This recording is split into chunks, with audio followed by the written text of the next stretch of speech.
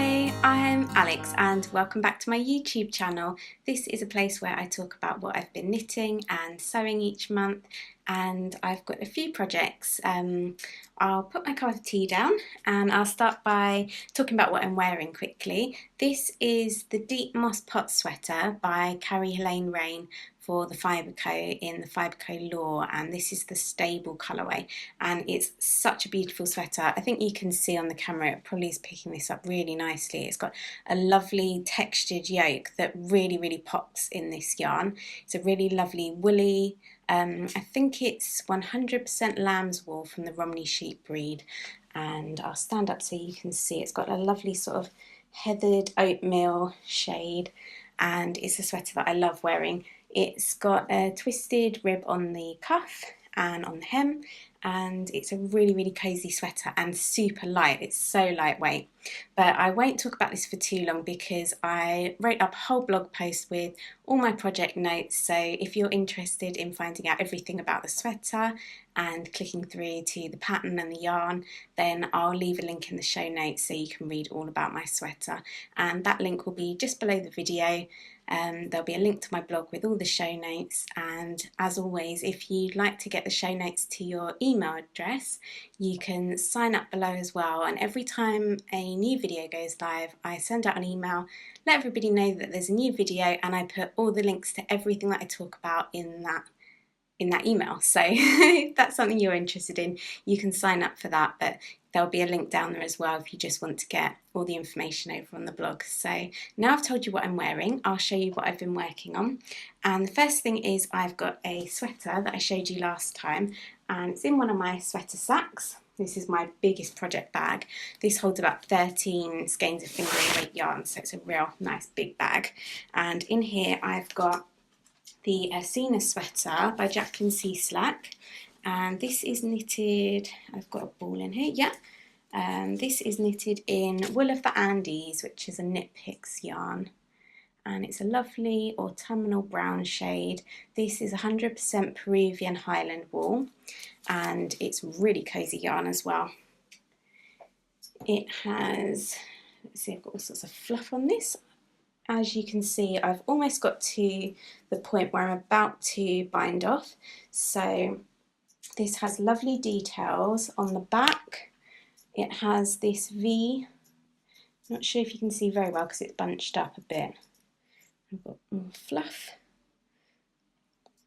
but it has the V section on the back, the same as the front, and I love all these little details in the raglan and down the back of the spine. It's a really lovely jumper that will fit into my wardrobe perfectly. It's got a lovely simple shape to it, but I think those details just make it that extra bit special, and the pattern is really intuitive. Once you get onto the body and you're knitting that triangle section, it's very intuitive, and I could knit without looking at the pattern every row, so it's a really great sweater. I've tried it on, I put it on a cord and tried it, and it's at just the right length for me, so I'm really pleased with how that's coming along. When I finish this, like I did with the Deep Moss Pot Sweater, I'll write up a whole post with all my thoughts on the yarn and the pattern and everything, give a more detailed review, but from what I can see at the moment, just from trying it on, I think I'm going to really love it. The V-neck sits in a really nice point for me, which is great, as that's probably something that would have been a little bit tricky to try and modify for my skill level. And I've got full sleeves I'm going to be knitting onto here, so I think I have about 3 rows. I'm not sure if you can see there, but there's just a few plain stitches between there, and that will join all the way around with this kind of stitch, so I'm very close to finishing that. And then it will be onto the sleeves, and the sleeves for me, I find knit so fast. Once you're knitting that smaller circumference compared to the body, I just love how quickly they fly by, so I'm really excited to get onto the sleeves and have that finished. It'd be great if I had that finished for next month, because it's a sweater that I think I'll enjoy wearing through the autumn in that lovely brown shade. So I'll pop that to one side, and I'll show you, I finished my socks that I shared last time. These are, I think it's at the vicarage, I always want to say in the vicarage or at the vicarage. It's an Agatha Christie reference, and this is a pattern by Olivia of This Handmade Life. And I've got both of my socks finished, and these are knitted in the Cascade Heritage yarn. It's not sure what the colour was called because it's got numbers and I haven't got the ball band here, but I'll leave that in the show notes. It's a very nice soft, actually I want to say it's called something like burnished gold, or it's something, because it is a very nice muted gold. It reminds me of sort of a very like washed out summery sort of, yeah, it's a lovely golden shade. So I'm really pleased with how those have turned out. I'll take one off the blocker so you can see it's got a twisted rib at the cuff, and these are knit toe up with a different heel, and that's sort of what it looks like on the front. I hope that picks up nicely because I think it looks really pretty when you see it from the front of the foot. And this again, like the Asina, was a really intuitive pattern, and it was quite a relaxing knit for me. I've enjoyed doing this, and I enjoyed doing the heel. I'm not sure what this heel is called, but it didn't have any wraps and turns, and there was no picking up of stitches. It was a very, very simple heel to knit, and it fits really nicely as well. I wasn't sure what it was going to fit like because it looks different on my sock blocker compared to other socks that I've knitted, but I really enjoyed this heel. So if you know, I'll show you the other side as well, if you know what that heel is called, I'd love to know. Let me know in the comments. But it was a really nice heel to knit, so if you're interested in trying that, you'll have to get the pattern. I've knit loads of Olivia's sock patterns and I always really enjoy them. I've got the next one I want to knit, I think, is her first snow socks in white, and they look really pretty as well. So I've got that, and I've got quite a bit of that yarn left. So I'll be knitting something. I'm not sure if I might do like another shorty pair of socks with this. I've mentioned in a previous episode that I bought loads of this Cascade Heritage yarn for a project where I was showing all the project bags that I make. So all the bags you'll see me show today are from my shop, and I put together a short video where I showed how many skeins of yarn fit in all the different sizes. So that's why you will see me knitting with this yarn for weeks and weeks and weeks, because I had 13 skeins of it. And talking about 13 skeins, in my next sock sack, I don't have socks in this, but I have another very small project, and it's a little mitten. So I've got the first of these mittens, and I will clarify this in the show notes, but I think these mittens were called Rebel, and they're from Making Stories kids collection, which I was very kindly gifted. This was quite some months ago now. They reached out and asked if I'd like to see a review copy, which I said yes to after seeing the patterns, and I've shown before some things that I've knit for my nephew, who at this time of recording is about 18 months old. So these are the 1 to 2 year old size, and I've knit these using 2 of the Cascade Heritage yarns. I've got a ball band in here. This is for the bright yellow shade, and it's 5652. So I've got a very white, very cool shade of white, and a nice bright yellow. Is that focusing? It's a lovely sort of very lemony, sunshiny shade.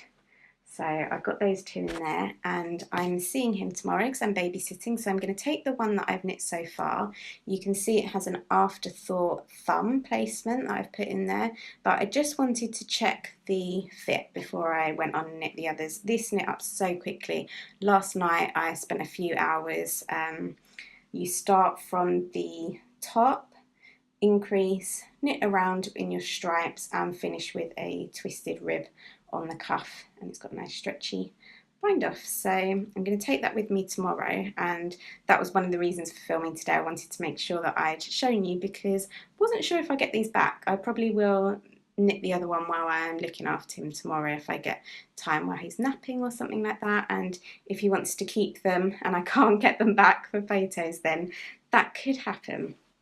Sometimes toddlers are very willful, they know exactly what they want. So I'll put that to one side, and I will show you, I think I'll show you this. Yeah, I'll show you this next. Don't have any sewing projects. This is in one of my autumn bloom bags, which is in the shop at the moment. I love these bags, some of my favourites. I love doing this gold print. I've got quite an interesting project in here, so it's not really a project, but you can see I've done it's almost not worth showing you, but I've done the tiny weeniest little bit of swatching here using some Jameson and Smith 2-ply jumper weight yarn that I had left over from my pheasant pullover that I knit. And I've got a few colourways, so I've got cream shade, beautiful orange, a lilac, and this sort of bluey purpley shade.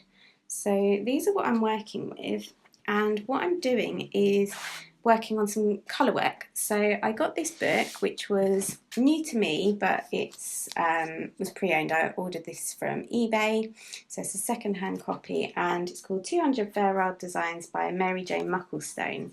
And I was looking for sort of a colour work directory. So as you can see, it's just full of different colourwork patterns that you can plug into your own sweater. So that's something that I have as a bit of a goal this year, that I'd really like to design my own sweater, not for sale, not designing a sweater for everybody, I mean just designing a sweater for me.